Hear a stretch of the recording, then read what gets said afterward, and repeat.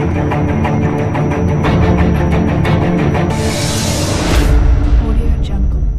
morning students, welcome to Chennai IAS Academy. Today நம்ம பாத்தீங்கன்னா unit 9 ல இருந்து கிளாसेस ஸ்டார்ட் பண்ண போறோம். யூனிட் 9 பொறுத்த வரைக்கும் நமக்கு புதுசா குரூப் 1 க்கும் குரூப் 2 க்கும் சிலபஸ் சேஞ்ச் பண்ணதுக்கு அப்புறம் புதுசா ஆட் பண்ணப்பட்டது தான் யூனிட் 8 and 9. யூனிட் 8 அதுக்கு அப்புறம் யூனிட் 9 சிலபஸ். யூனிட் 8 கூட பொறுத்த வரைக்கும் பாத்தீங்கன்னா தமிழ் தான். பேசிக்கா தமிழ் இலக்கியம், தமிழுடைய கலாச்சாரம், அவங்களுடைய பண்பாடு அது ரிலேட்டடான வருது. அது ஆல்ரெடி மேபி நம்ம குரூப் 4 ரிலேட்டடா இருக்க போதுதான். ஆனா யூனிட் 9 மட்டும் பாத்துக்கிட்டீங்கன்னா புதுசா, அதாவது டோட்டலாவே நியூ சிலபஸ் மாதிரியே தான். தமிழ்நாடுடைய வளர்ச்சி மற்றும் நிர்வாகம், தமிழ்நாடுடைய வளர்ச்சி எந்த அளவிற்கு இருக்குது வளர்ச்சி, அதுக்கப்புறம் அதோடைய நிர்வாகத்தை பொறுத்து. இப்போ யூனிட் 9ல அதுக்குன்னு தனியா சிலபஸ் வைஸ் பார்க்கும்போது ஃபர்ஸ்ட் பாத்தீங்கன்னா இந்த மனித மேம்பாட்டு குறியீடு, மனித மேம்பாட்டு குறியீடு. மனித மேம்பாட்டு குறியீடை பொறுத்த வரைக்கும் அந்த இண்டெக்ஸ் மட்டும் நம்ம படிக்க போறது கிடையாது. ஹியூமன் டெவலப்மெண்ட், இங்கிலீஷ்ல வந்து என்ன சொல்லுவோம், ஹியூமன் டெவலப்மெண்ட் இண்டெக்ஸ், HDI. மனித மேம்பாட்டு குறியீடு அதை மட்டும் படிக்காம அதை சார்ந்து இருக்கிற மற்ற குறியீடுகளையும், ஜெண்டர் இன்இக்வாலிட்டி இண்டெக்ஸ் படிப்போம், குழந்தைகளுடைய டெவலப்மெண்ட் குழந்தை மேம்பாட்டு குறியீடு படிப்போம், அதுக்கப்புறம் உணவு பாதுகாப்பு குறியீடு, இந்த மாதிரி அது சார்ந்த அது ரிலேட்டடான குறியீடுகளை மட்டும் படிக்கிறது. அப்ப இதை வந்து நம்ம மாநிலங்களுடைய ஒப்பீடு, அதுக்கப்புறம் நம்ம தமிழ்நாடு லெவல்ல இது வந்து எந்த டிஸ்ட்ரிக்ட் வந்து முதல் 3 இடம் பிடிக்கிறது, கடைசி இறுதி 3 இடங்கள்ல என்ன பிடிச்சிருக்குது, இந்தியாவுடைய நிலை வந்து ஹியூமன் டெவலப்மெண்ட் இண்டெக்ஸ்ல என்ன, வேறு ஒரு சில குறியீடுகள் என்ன, இந்த குறியீடுகளை யார் இன்ட்ரோடியூஸ் பண்ணது, அதை பத்தி பாக்குறது என்னது ஃபர்ஸ்ட் சிலபஸ் பாயிண்டா எடுத்துக்கிறாங்க. இது ஒரு பெரிய சிலபஸ் பாயிண்ட் தான் ஃபர்ஸ்ட் எடுத்தோன்னு இருக்குது. மனித மேம்பாட்டு குறியீடு, அதோடைய தேசிய, அதுக்கப்புறம் பிற மாவட்டங்களுடைய ஒப்பீடு அப்படின்னு சொல்லிட்டு ஃபர்ஸ்ட் பாயிண்ட் எடுத்துக்கிறாங்க. அடுத்து இப்போது நம்ம சிலபஸ் தான் பார்த்துக்கிறோம் யூனிட் 9ல. அடுத்து நம்ம என்ன பார்க்கறோம் அப்படிங்க பாத்தீங்கன்னா சமூக மறுமலர்ச்சி. சமூக மறுமலர்ச்சி, அதாவது தமிழ்நாடு லெவல்ல சமூக மறுமலர்ச்சி இயக்கங்களுடைய பங்கு வந்து தமிழ்நாட்டுல ரொம்ப அதிகம். என்னென்ன அமைப்புகள் தமிழ்நாடு லெவல்ல என்னென்ன அமைப்புகள் தோற்றுவிக்கப்பட்டது, அதுக்கு யார் தலைவர், அவங்க வந்து சின்ன சில எக்ஸாம்பிள் இதுக்குள்ளே நம்ம என்ன செய்யலாம், பெரியாருடைய மூவ்மெண்ட் பார்க்கலாம், இரட்டமலை சீனிவாசன் அவர்கள், பெரும் பெரும் தலைவர்களை பத்தி இது அதிகமா பார்க்க வேண்டியது. சமூக மறுமலர்ச்சியில தமிழ்நாட்டுக்கு என்ன பங்கு வகிச்சது அதுதான் பார்க்கணும். அடுத்து 3வது என்ன சிலபஸ் கொடுத்துருக்காங்கன்னா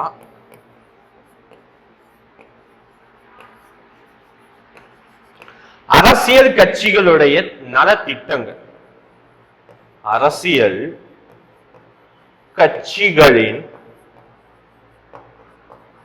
நல திட்டங்கள். அப்ப என்ன அரசியல் கட்சிகளோட நல திட்டங்கள்னா, தமிழ்நாடை பொறுத்த வரைக்கும் இண்டிபெண்டன்ஸுக்கு முன்னாடியுமே நம்ம நீதி கட்சி வந்து எலெக்ஷன் தமிழ்நாடுக்குன்னு ஃபர்ஸ்ட் இந்தியா லெவலில் எலெக்ஷன் கண்டக்ட் பண்ற வரைக்கும் கண்டக்ட் பண்ண ஸ்டார்ட் பண்ணதுல இருந்து நீதி கட்சி கொஞ்ச நாள் ரூல் பண்றாங்க. அதுக்கப்புறம் இண்டிபெண்டன்ஸ்க்கு அப்புறம் காங்கிரஸ் ரூல் பண்ண ஆரம்பிக்கிறாங்க. காங்கிரஸ்க்கு அப்புறம் டிஎம்கே, அதுக்கப்புறம் ஏடிஎம்கே, அது மாறி மாறி அப்படியே தொடர்ந்து வந்துருக்கு. அப்போ ஒவ்வொரு அரசியல் கட்சிகளும் என்னென்ன மாற்றங்கள் கொண்டு வந்தாங்க, தமிழ்நாட்டுக்கு என்னென்ன நலத்திட்டங்களை கொண்டு வந்தாங்க, அது வந்து நம்ம சிஎம் வைஸும் பார்க்கணும். அதே நேரத்துல நம்ம அதோட டெவலப்மெண்ட் என்ன, அதாவது என்னென்ன ஸ்கீம்ஸ் எல்லாம் கொண்டு வந்தாங்க. இப்ப எக்ஸாம்பிள் எம்ஜிஆர் அவர்கள் கொண்டு வந்தா என்னது சத்துணவு திட்டம், அதே இது காமராஜர் அவர்கள் கொண்டு வந்தது மதிய உணவு திட்டம். அப்போ இந்த மாதிரி நலத்திட்டங்கள் அவருடைய சமுதாயத்துடைய பங்கு, அது ஒவ்வொரு அரசியல் கட்சிகள். அதே மாதிரி நம்ம ஜெயலலிதா அவர்கள், அதுக்கப்புறம் கருணாநிதி அவர்கள், அவங்க என்ன பண்ணாங்க, என்னென்ன அவங்களுடைய பீரியட்ல அவங்களுடைய சிஎம்ஆ இருந்த காலங்கள்ல என்னென்ன நலத்திட்டங்கள் பண்ணாங்க, அதை பத்தி பாக்குறது தனியா ஒரு டாபிக்கா கொடுத்துருக்காங்க. அப்போ இதுல வந்து நம்ம ஒவ்வொரு சிஎம் வைஸ் தான் நம்ம பார்க்கிறோம், ஒவ்வொரு சிஎம்மும் என்னென்ன பண்ணாங்க. இதுவுமே ஒரு பெரிய ஒரு சிலபஸ் தான். நெக்ஸ்ட் பாத்தீங்கன்னா இட ஒதுக்கீடு கொள்கை. இது எல்லாமே தமிழ்நாடு பேஸ் பண்ணி மட்டும்தான். இடஒதுக்கீடு கொள்கைகள் எல்லா பாயிண்டுமே தமிழ்நாடு பேஸ் பண்ணி மட்டும்தான். தமிழ்நாடுடைய வளர்ச்சி நிர்வாகம் தான் சொல்லிட்டு யூனிட் 9 கொடுத்துருக்குது. அப்போ 4வது பாயிண்ட் என்ன சொல்லிருக்காங்க, இடஒதுக்கீடு கொள்கை. இந்தியா லெவல்ல இடஒதுக்கீடு என்ன லெவல் இருக்கிறது ஒரு இன்ட்ரோடக்ஷன் நம்ம பார்த்துக்கணும். அப்ப இடஒதுக்கீடு சம்பந்தமான கேசஸ், ரிசர்வேஷன் சம்பந்தமான கேசஸ் என்னதான் இருக்குது, இப்ப தமிழ்நாட்டுல எவ்வளவு சதவீத இடஒதுக்கீடு இருக்குது. இப்ப நமக்கு தெரியும் தமிழ்நாட்டுக்கு கிட்டத்தட்ட என்னது 69% இடஒதுக்கீடு மட்டுமே இருக்குது.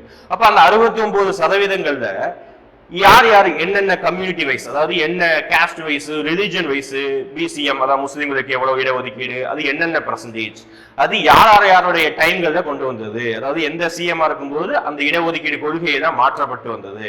அப்ப அது தமிழ்நாட்டுல என்னென்ன கேசஸ் தான் ஃபைல் ஆனது, அதை பத்தி பாக்குறது என்னது இடஒதுக்கீடு கொள்கைகள், ரிசர்வேஷனை பத்தி பாக்குறது. அப்ப ரீசெண்டா புதுசா 2021 கொண்டு வந்த அதாவது வன்னியர்களுக்கான தனி இடஒதுக்கீடு, அது கொண்டு கூட நம்ம பார்த்து வச்சுக்கோம். அதோட கண்டினியூஸ் ஹிஸ்டோரிக்கு தான் எப்படி ஸ்டார்ட் ஆனது இடஒதுக்கீடு, நீதி கட்சி சார்பா எப்போ துவங்குறது, அதுக்கப்புறம் கடைசி வரைக்கும் 2021 ரீசெண்டா வன்னியர்களுக்கு இடஒதுக்கீடு கொடுத்தது வரைக்கும் நம்மளோட இடஒதுக்கீடு கொள்கையை பார்த்துக்கிட்டே இருக்கணும். அதுக்கடுத்து பாத்தீங்கன்னா கல்வி, அடுத்து நல்வாழ்வு அப்படின்னு முடிச்சிடறாங்க ஒரே பாயிண்ட்ல. கல்வி மற்றும் நல்வாழ்வு, தமிழகத்துடைய கல்வியுடைய தரம் என்ன? இப்போ கல்வியை பொறுத்த வரைக்கும் நம்ம என்ன சொல்லுதான், நம்ம அதிகமா சொல்ல வேண்டியது கிராஸ் என்ரோல்மெண்ட் ரேஷியோ. உயர்கல்வியை பொறுத்த வரைக்கும் தமிழ்நாடு அதிகமான லெவலையும், தமிழ்நாடு மற்ற மாநிலங்களை கம்பேர் பண்றதை விட தமிழ்நாட்டில் அதிகமான இன்ஜினியரிங் காலேஜ் இருக்குது. இந்த மாதிரி டேட்டாஸ் எல்லாம் கல்வியிலையும். அடுத்து நல்வாழ்வு நல்வாழ்வை பொறுத்த வரைக்கும் நீதி ஆயோக் ஒரு சில இண்டெக்ஸ் தான் ரிலீஸ் பண்ணும், சுகாதார குறியீடு. அப்ப அதுல தமிழ்நாடு எத்தனாவது இடத்துல இருக்குது, தமிழ்நாட்டுல எப்பப்போ ஒரு சில நல்வாழ்வு ஹெல்த் சம்பந்தமான ஒரு சில ஆக்ட் எப்பப்பும் கொண்டு வந்தாங்க, ஹெல்த் சம்பந்தமானதான் எல்லாமே, சுகாதாரம் சம்பந்தமான ஒரு சில சட்டங்கள் எப்பப்போ கொண்டு வந்தாங்க, அதை பத்தி பார்க்கறது தான் 5வது பாயிண்ட். கடைசி சிலபஸாக தமிழ்நாடுடைய ஜியோகிராபிக்கலும் தமிழ்நாடுடைய புவியியல் மற்றும் தமிழ்நாட்டுடைய புவியியல் மற்றும் பொருளாதாரம்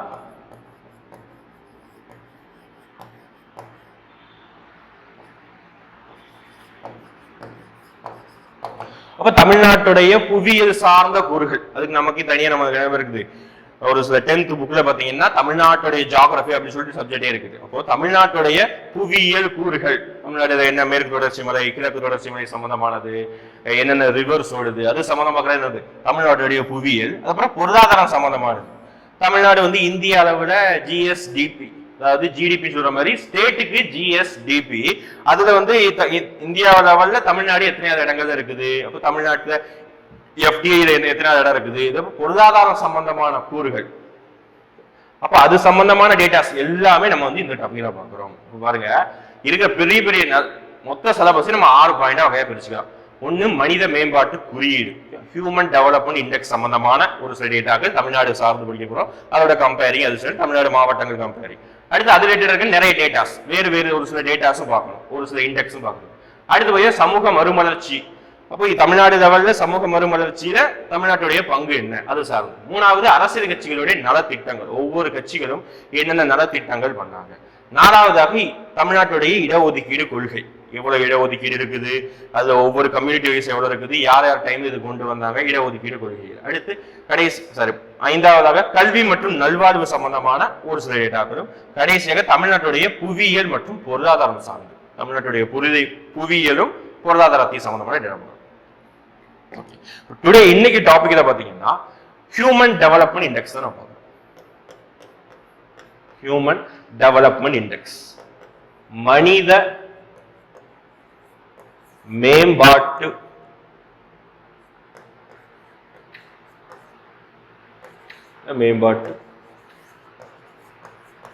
குறியீடு. அப்போ இந்த மனித மேம்பாட்டு குறியீடு அந்த டாபிக் பார்க்கறதுக்கு முன்னாடி இந்த மேம்பாடு அதுக்கு என்ன மீனிங் அதான் பார்க்கணும். அப்போ ஜென்ரலா 2 விஷயம் நம்ம யோசிக்கணும். ஒண்ணு வளர்ச்சி, வளர்ச்சி வேறு, மேம்பாடுங்கிறது வேறு. மேம்பாடு அல்லது முன்னேற்றம் கூட சொல்லுவாங்க. அப்போ வளர்ச்சிங்கிறது ஒரு சிங்கிள் கான்செப்ட், அது பொருளாதாரம் சம்பந்தமான கூறுகள் தான். வளர்ச்சினா இந்தியாவுடைய பொருளாதார வளர்ச்சி இப்படி இருக்குது, இவங்க இவ்வளவு பெர்சன்டேஜ் growth ஆயிருக்குது, அது சார்ந்து பார்க்கறது என்னது வளர்ச்சி. அது ஒரு சின்ன கான்செப்ட் தான், ஸ்மாலா இருக்க வேண்டியது, அது வளர்ச்சி.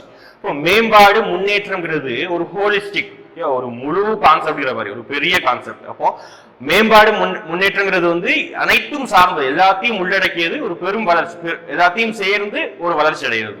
அப்போ வளர்ச்சியை பொறுத்த வரைக்கும் பொருளாதாரம் சம்பந்தமானது. வளர்ச்சிங்கிறது என்னது? பொருளாதாரம் ரிலேட்டடானது. எக்கனாமிக்ஸ் ரிலேட்டடான வளர்ச்சி. அப்போ அதுக்குள்ள என்னதான் சொல்றோம்? நம்ம எக்கனாமிக்ஸை பொறுத்த வரைக்கும் எப்படி ஏதாவது இந்தியா வளருதுங்கிறது நம்ம எதன் அடிப்படையில் சொல்றோம்? இந்தியாவுடைய ஜிடிபி, அதுக்கப்புறம் பெர் கேபிட்டா இன்கம், என்ன சொல்லுவோம்?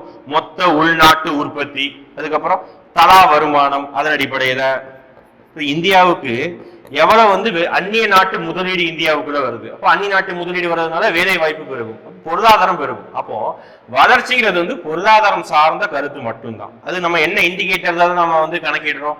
ஜிடிபி, பெர் கேபிட்டா இன்கம், அதுக்கப்புறம் எஃப்டிஐ, அந்நிய நாட்டு முதலீடு, இது மாதிரி நிறைய சொல்லிட்டே போகலாம், எக்ஸெட்ரா. இது வளர்ச்சி சம்பந்தமான கருத்து. அடுத்து மேம்பாடுங்கிறது வந்து பொருளாதாரம் சம்பந்த கருத்தா பார்க்க கூடாது, இது வந்து சமூகம் சார்ந்த கருத்தா பார்க்கணும். மேம்பாடுங்கிறது என்னது? ஒரு சமூகம் சார்ந்த ஒரு கருத்தா பார்க்கிறோம். சமூகம் சார்ந்து பார்க்கும்போது எவ்வளவு மக்கள் வந்து நன்கு படிச்சிருக்கிறாங்க, கல்வி அறிவு அல்லது எழுத்தறிவு எவ்வளவு மக்கள் வந்து படிச்சிருக்கிறாங்க, இப்ப எவ்வளவு பேரு ஹெல்த்தியா வாழுறாங்க, நோய் நொடியற்று, அப்புறம் வாழ்நாள் எதிர்பார்ப்புன்னு சொல்றோமா, லைஃப் எக்ஸ்பெக்டன்சி ரேஷியோ அப்படிம்பாங்க. வாழ்நாள் எதிர்பார்ப்பு இல்லாட்டி ஆயுட்காலம், ஒரு மனிதன் வந்து எவ்வளவு ஆயுட்காலம் வாழ்றாங்க. அதுக்கப்புறம் இதெல்லாம் பார்ப்போம். ஐஎம்ஆர், என்ன ஐஎம்ஆர்? Infant mortality rate. அப்போ என்னது?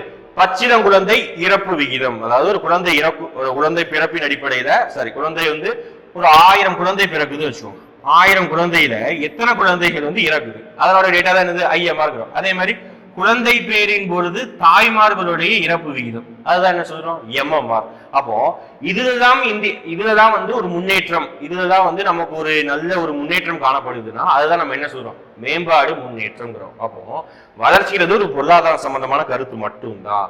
மேம்பாடுங்கிறது ஒரு சமூகம் சார்ந்து அதனுடைய முன்னேற்றம் தான். அதை நம்ம வந்து ஒரு ஒரு தனிநபருடைய வருமானம் இல்லாட்டி தலா வருமானத்தை மட்டும் உயர்த்துறது கிடையாது.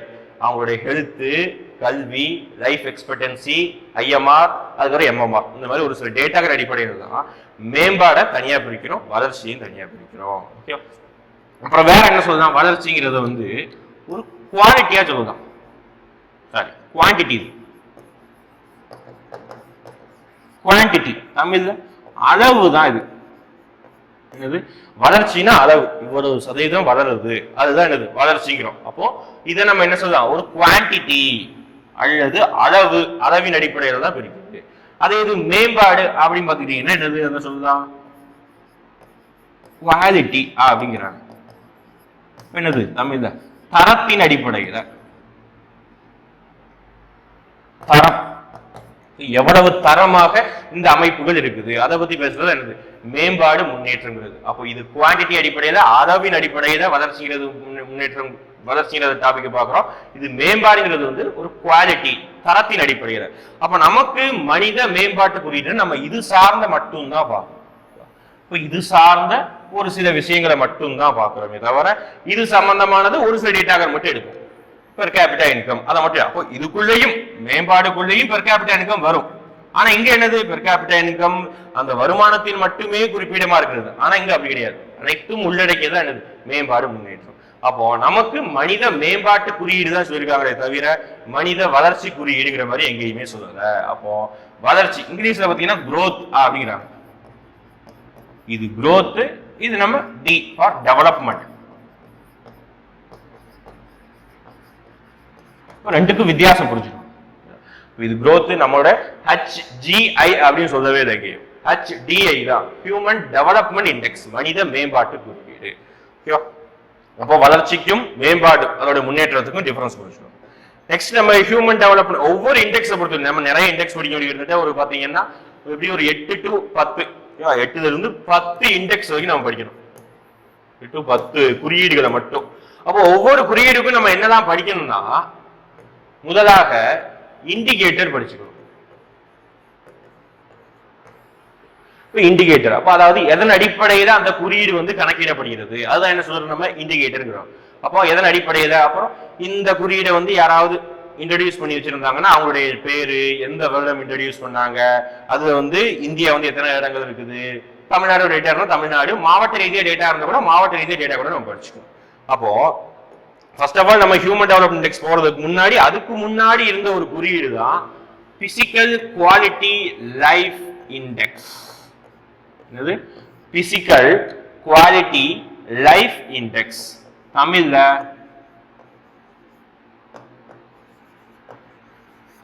வாழ்க்கை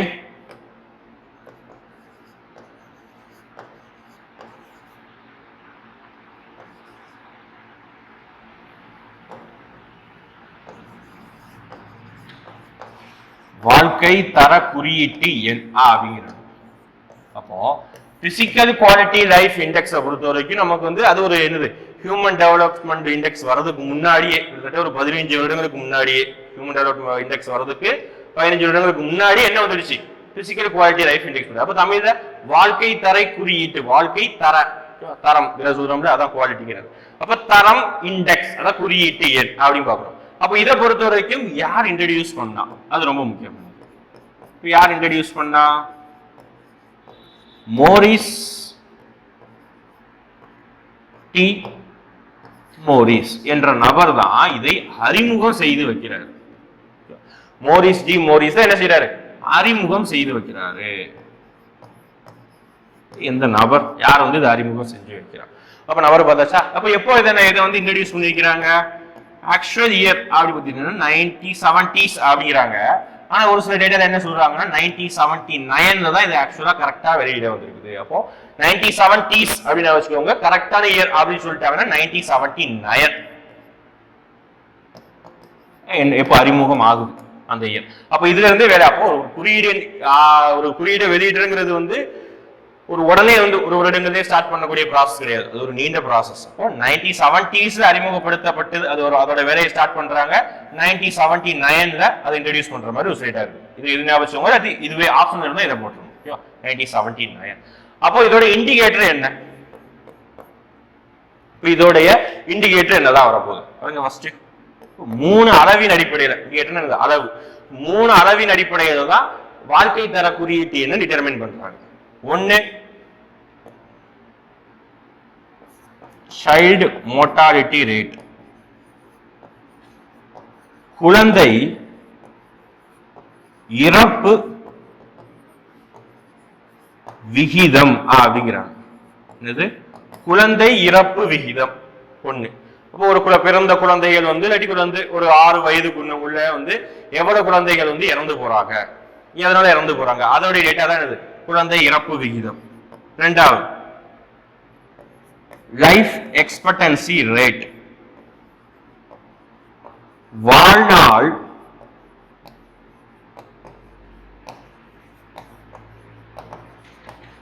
எதிர்பார்ப்பு காலம் போடுங்க. வாழ்நாள் எதிர்பார்ப்பு காலம். ஒரு மனிதன் வந்து பிறந்து ஒவ்வொரு நாடுகள்ல எவ்வளவு நாட்கள் உயிர் வாழ்றாங்க, எவ்வளவு நாட்கள் அவங்களுடைய லைஃப் வந்து எக்ஸ்பெக்ட் பண்ணலாம், இதான் சொல்றாங்க லைஃப் எக்ஸ்பெக்டன்சி ரேட், வாழ்நாள் எதிர்பார்ப்பு காலம். இப்ப ஆவரேஜா இந்தியாவில பாத்தீங்கன்னா கிட்டத்தட்ட நியர் டு 70 அதுதான் என்னது டேட்டா. அப்புறம் மூணாவது லிட்ரஸி. லிட்ரஸி என்னது? கல்வி அறிவு. அப்போ இது வந்து குழந்தை இறப்பு விகிதத்தின் அடிப்படையில் 3 இண்டிகேட்டர், 3த்தையும் கம்பேர் பண்ணி 3த்தையும் ஆவரேஜ் எடுத்து அதுக்கப்புறம் தான் இண்டெக்ஸா வெளியிடுறாங்க. அப்போ குழந்தை இறப்பு விகிதம், அடுத்து வாழ்நாள் எதிர்பார்ப்பு காலம், லிட்ரஸி கல்வி அறிவு அல்லது எழுத்தறிவு. கல்வி அறிவு விட என்னதான் சொல்லுவோம்? எழுத்தறிவு தான் அதிகமா சொல்லுவோம். எழுத்தறிவு தான் அது வேலையை யூஸ் பண்ணுவோம்.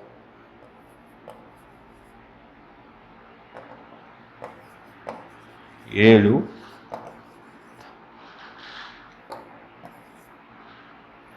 இப்போ எழுத்தறிவு.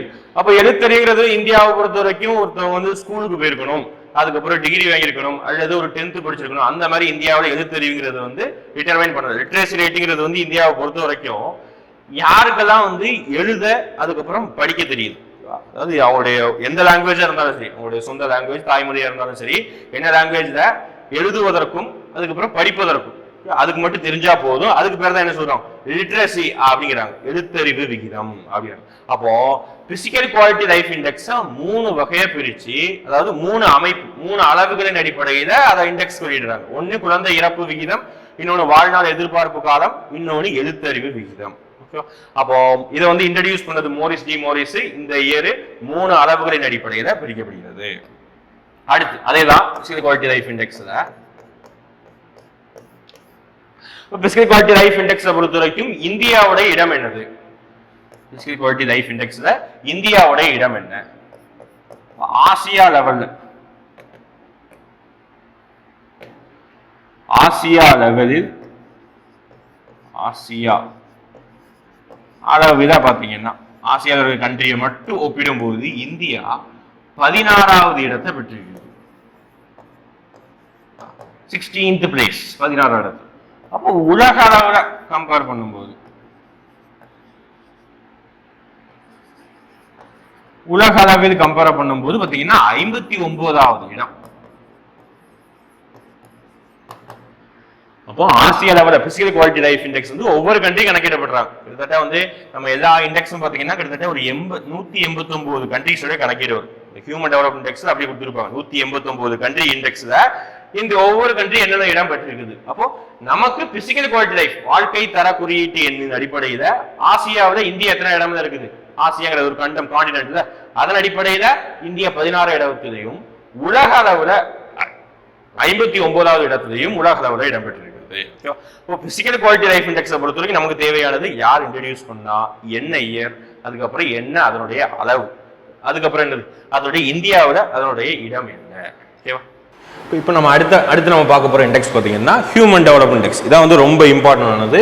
நம்ம ஃபர்ஸ்ட் நம்ம பிசிக்கல் குவாலிட்டி லைஃப் இண்டெக்ஸ் பார்த்துட்டோம். அது வந்து ஹியூமன் டெவலப்மெண்ட் இண்டெக்ஸ் முன்னாடியே வந்து வந்ததுனால அது ஒரு இன்ட்ரடக்ஷன், சின்ன டாபிக் தான். இது வந்து மனித மேம்பாட்டு குறியீடு. ஓகே, இது பார்த்துட்டீங்கன்னா இதை வந்து யார் இன்ட்ரடியூஸ் பண்றா, யார் வந்து அதை இனிஷியேட்டிவா இன்ட்ரடியூஸ் பண்ணி வைக்கிறா? 2 நபர்கள் பாருங்க, 2 நபர்கள்.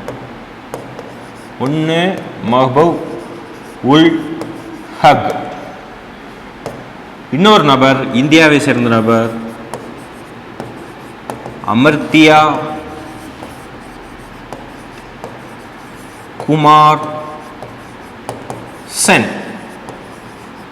அப்போ இந்த 2 நபர்களும் சேர்ந்துதான், 2 பேருமே என்னதான் ஒரு எக்கனாமிஸ்ட் தான், 2 பேரும் ஒரு எக்கனாமிஸ்ட் தான், ஒரு பொருளாதார நிபுணர்கள் தான். இந்த 2 பேரும் சேர்ந்து ஒரு இண்டெக்ஸ், ஒரு குறியீட்டு எண்ணை வந்து ரெடி பண்றாங்க. இதன் அடிப்படையில் வந்து இனிமேல் வந்து ஒவ்வொரு நாட்டுடைய முன்னேற்றம் மற்றும் மேம்பாடு நம்ம கணக்கிடலாம் அப்படின்னு சொல்லிட்டு 2 பேரும். அப்போ இவர் எந்த கண்ட்ரியை சேர்ந்தவர் அப்படி பார்த்தீங்கன்னா இவர் வந்து பாகிஸ்தான் நாட்டை சேர்ந்தவர், இவர் இந்தியா நாட்டை சேர்ந்தவர்.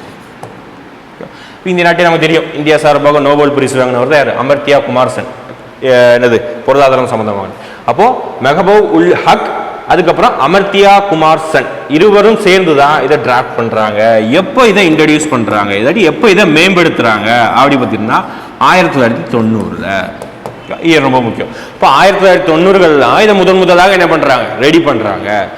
அப்போ 2 நபர் என்ன இயர் பார்த்துக்கணும். நெக்ஸ்ட் இது இந்த குறியீட்டு என்ன வந்து யார் வந்து வெளியிடுறாங்க? ஒவ்வொரு நாடுகளும், எல்லா நாடுகளும் கிட்டத்தட்ட நமக்கு தெரிஞ்சினது 189 நாடுகள் வந்து இந்த டேட்டால வந்து கணக்கீடு பண்றாங்க. 189 நாடுகள் வந்து டேட்டா கணக்கீடு பண்ணிட்டு யார் யார் என்ன ரேங்க், அந்த ரேங்கின் அடிப்படையில் கணக்கீடுபடுகிறது.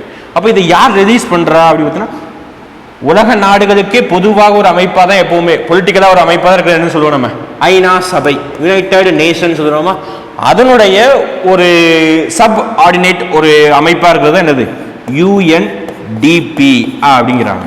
என்னது,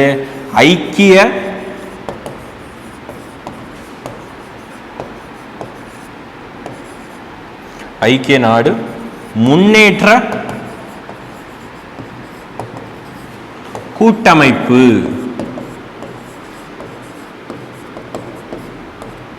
பாருங்க, யுஎன்டிபி தான் ரிலீஸ் பண்ணுது, released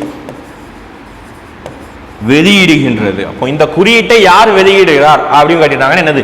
UNDP, United Nation Development Programme அப்படிங்கிறாங்க. இங்கிலீஷ் தமிழ்ல ஐக்கிய நாடு முன்னேற்ற கூட்டமைப்பு. முன்னேற்ற கூட்டமைப்பு இவங்க தான் என்ன செய்யறாங்க? ரிலீஸ் பண்றாங்க. அப்போ ரிலீஸ் பண்றது யார் இன்ட்ரடியூஸ் பண்ணா, என்ன இயர் இன்ட்ரடியூஸ் பண்ணாங்க. நெக்ஸ்ட் பார்த்தீங்கன்னா இதோட இண்டிகேட்டர் பார்க்கணும். அதாவது எதன் அடிப்படையில் இதை வந்து ரேங்கிங் தான் பிரிக்கிறாங்க. என்னது? 3 வகையா பிரிக்கிறோம். ஒன்று சேம் எப்படி நம்ம பிசிக்கல் குவாலிட்டி லைஃப் இண்டெக்ஸ் பார்த்தோமா, வாழ்க்கை தர குறியீட்டு, அதே மாதிரி ஒரு சில பாயிண்ட் அதே சேம் தான் இங்கே வரப்போகுது. ஒன்று அதே தான் லைஃப் எக்ஸ்பெக்டன்சி ரேட், வாழ்நாள் எதிர்பார்ப்பு காலம், ஆயுட்காலம்.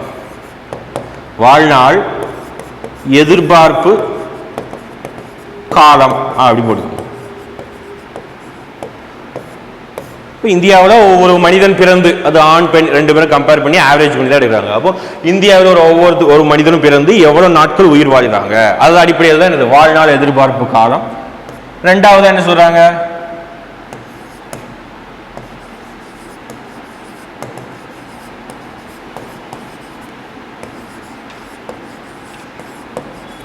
எழுத்தறிவு விகிதம்.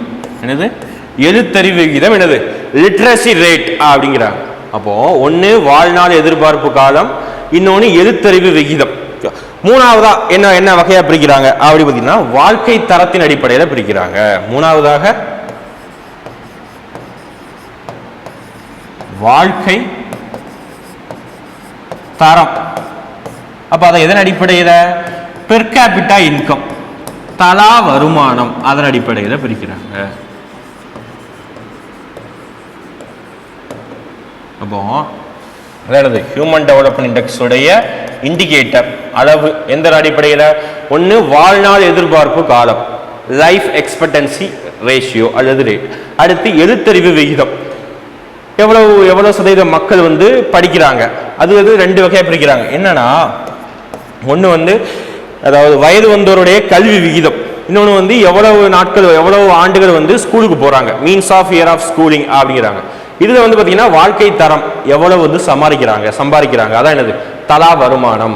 தலா வருமானத்தின் அடிப்படையில் என்னது பிரிக்கிறாங்க. அப்போ இதுக்கும் என்னது 3 இண்டிகேட்டர். நம்ம அதுக்கும் இதுக்கும் கொஞ்சம் கம்பேர் பண்ணி, ஒவ்வொரு இண்டெக்ஸுமே வந்து நம்ம அதை மட்டும் தனிப்பட்ட முறையில் படிக்க கூடாது, ஒவ்வொரு இண்டெக்ஸையும் நம்ம கம்பேர் பண்ணி தான் படிச்சுக்கணும். அப்போ பிசிக்கல் குவாலிட்டி லைஃப் இண்டெக்ஸுக்கு ஒரு 3 இண்டிகேட்டர், அதே மாதிரி இதுக்கு ஒரு 3 இண்டிகேட்டர். ஓகேவா? நெக்ஸ்ட் கிளாஸ் நம்ம பார்த்தீங்கன்னா இது ஒரு கண்டினியூஸ் சீரியஸா ஹியூமன் டெவலப்மெண்ட் இண்டெக்ஸ் வந்து தமிழ்நாடு லெவலில் எத்தனாவது இடங்கள் பிடிச்சிருக்குது. அதுக்கப்புறம் பார்த்தீங்கன்னா ஒவ்வொரு மாநிலத்துடைய கம்பேர் பண்ணியும், இந்தியா வந்து ஒவ்வொரு நாடுகளுடைய கம்பேர் பண்ணியும் 2020 வந்து ரிலீஸ் பண்ண டேட்டாவின் அடிப்படையில் இந்தியா எத்தனாவது இடமும், அடுத்து ஒவ்வொரு டிஸ்ட்ரிக்ட் தமிழ்நாடுல ஒவ்வொரு மாவட்டங்களும் என்னென்ன பிளேஸ்ல முதல் 5 மாவட்டங்கள் எதெல்லாம் பிடிச்சிருக்குது, கடைநிலையாக 5 மாவட்டங்கள் எதெல்லாம் பிடிச்சிருக்குது, அதான் பார்க்க போறோம். அப்போ இன்னைக்கு கிளாஸ்ல பாத்தீங்கன்னா ஒரு ஜஸ்ட் இன்ட்ரோடக்ஷனாக யூனிட் 9 உடைய சிலபஸ் பார்த்துருந்தோம். நெக்ஸ்ட் அதுக்கப்புறம் பார்த்தீங்கன்னா physical quality life index, main பார்த்தீங்கன்னா அந்த வளர்ச்சிக்கும் மேம்பாட்டுக்குரிய டிஃபரன்ஸ் பார்த்துருந்தோம். அதுக்கு அடுத்து பிசிக்கல் வாழ்க்கை தர குறியீட்டு எண், அடுத்து பார்த்தீங்கன்னா அதோட இண்டிகேட்டர், அது ரொம்ப ஸ்மால் சிலபஸ் தான். அடுத்து பார்த்தீங்கன்னா ஹியூமன் டெவலப்மெண்ட் இண்டெக்ஸ் ரொம்ப முக்கியமானது, அது யார் இன்ட்ரடியூஸ் பண்ணா, என்ன இயர் இன்ட்ரடியூஸ் பண்ணாங்க, அதை யார் வெளியிடுறாங்க, அதுக்கப்புறம் இதோடைய 3 அளவு 3 இண்டிகேட்டர் என்ன, அதை மட்டும் பார்த்துருக்குறோம். நெக்ஸ்ட் கிளாஸ்ல நம்ம என்ன பார்க்குறோம்னா அதோடைய ஒவ்வொரு இதுக்கும் என்னென்ன டேட்டா இருக்குது அது ரிலேட்டடாக தான் பார்க்குறோம். தேங்க்யூ.